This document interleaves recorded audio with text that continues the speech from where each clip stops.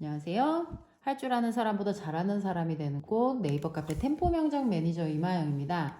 제가 예고해드렸던 3편은 변연용선 관련해서 설명드릴 겁니다.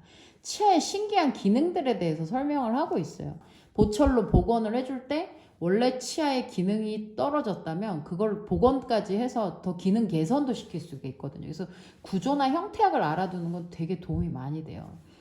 변연용선은 보시면 우리가 여기 보시면 변연, 그러니까 외곽에 있는 융선, 마지널 리지라 그래요. 융선, 리지라는 표현이 뭐냐면 튀어나왔다는 표현입니다.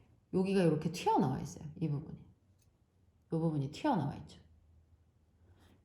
어찌 보면 이런 것도 다 융선이죠. 삼각융선. 이런 융선들. 여기 융선들. 이 융선을 단순하게 이제 외우려고 하는 게 아니라 이 융선이 왜 필요한가를 설명을 드리려고 그러는 거예요. 융선은 튀어나온 선이에요. 융기됐다라 그러죠. 융기된 선입니다. 특히 변연에 있는 변연융선. 여기는 이제 구치부의 변연융선이고요. 전치부에도 변연융선이 있어요. 이렇게 리지들이 있어요. 근데 이제 구치부 융선에 대해서 설명을 좀 드릴게요. 전치부도 물론 할 건데 이 변연융선이 무슨 역할을 하냐면요. 이게 되게 재밌는 녀석이에요. 옆치아하고요. 우리가 일명 어깨 높이가 맞다라고 표현을 하는데요. 여기 이제 옆치아예요. 속옷이죠. 배열이 어떻게 이루어지냐면요. 옆에 센트럴 그루브는 거의 흡사해요. 위치가. 그런데 링괄 크기가 대구치보다 소구치가 더 작아요. 대구치하고 소구치의 버칼 크기는 크게 차이가 없어요. 근데 링괄 크기가 차이가 납니다. 이때 요 사이에 엠브레이저 형성되고요. 컨택은 붙어 있고요. 그리고 컨택은 가운데가 아니고요. 약간 버칼하고 센트럴 위치에 존재해요. 그래서 버칼하고 센트럴은 레벨이 거의 비슷하다고 보시면 돼요. 이것도 나중에 이제 배열 관련 설명할 때 한 번 더 설명을 드릴게요. 그러니까 이 변연용선은 여기가 이제 튀어나오면 이 부분이요. 그럼 여기가 온폭 들어가죠. 약간 음식이 담기는 그릇처럼, 그죠? 이렇게 온폭 들어가 있어요. 그러니까 이게 변연의 외곽에 리지를 세워서 이게 세는 느낌이 아니고 담아주는 느낌이죠. 보면 오히려 막처럼 경계부처럼 쳐져 있어요. 요 어깨 높이가 만약에 약간만 안 맞고 올라와 있거나 약간 내려가 있거나 위치가 서로 어긋나 있거나 앞뒤로 그러면 컨택 위치가 정확하게 배열상 같은 자리에 있는 게 아니고 약간 삐끗해요. 그럼 엠브레이저 벌써 여기서 무너지죠. 여기서부터 이게 대칭이 안 나오고 한쪽하고 한쪽이 엠브레이저 무너져 버려요. 이렇게 되면 위로 올라와도 엠브레이저가 무너지고 밑으로 내려와도 여봐요. 이렇게 돼도 무너지고 이렇게 돼도 무너져요.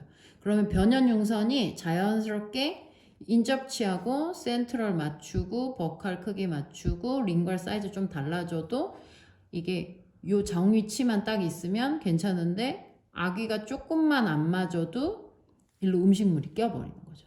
그래서 이게 만약에 아기가 안 맞는 환자를 내가 맞춰주는 일이 있다. 그럼 어깨를 맞춰주면 다시 음식물이 끼지 않는 구조로 바뀌는 거죠. 컨택이 타이트해서 여기가 꽉 차서 끼우면 뻐근할 정도로 들어간다 그래서 그게 음식물이 안 끼는 게 아니고요. 아기가 안 맞아져서 음식물이 끼는 거거든요.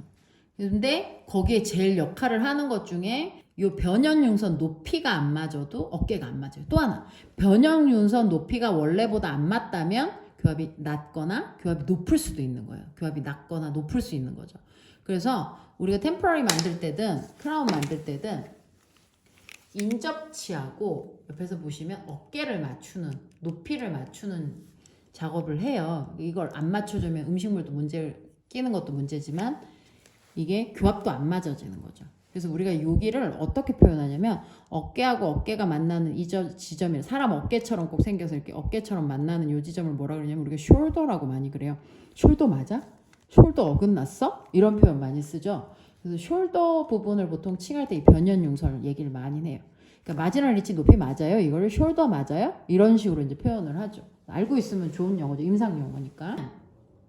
여기가 단순히 일자가 아니고 약간 라운딩이 돼 있어요. 여기가 리지가 형성이 돼 있거든요. 여기 보시면 여기 볼록 나오죠. 이 부분 볼록 나오죠. 여기 리지인데 이것도 변연융선이죠. 그러니까 외곽에 있는 융선들은 대부분 변연융선이라고 불러요. 그러면 이 융선 기준으로 여기가 약간 라운딩이 돼 있는 거죠. 여기가 라운딩 돼 있으면 여기도 라운딩 돼 있고, 그럼 인접치가 닿는 부분 그 부위도 라운딩이 돼 있겠죠. 치아하고 치아 사이에 미세하지만 작지만 뭐가 생겨요? 여기가 일자가 아니고 약간의 라운딩이 생기잖아요. 그러면 엠브레이저가 형성이 되는 거예요.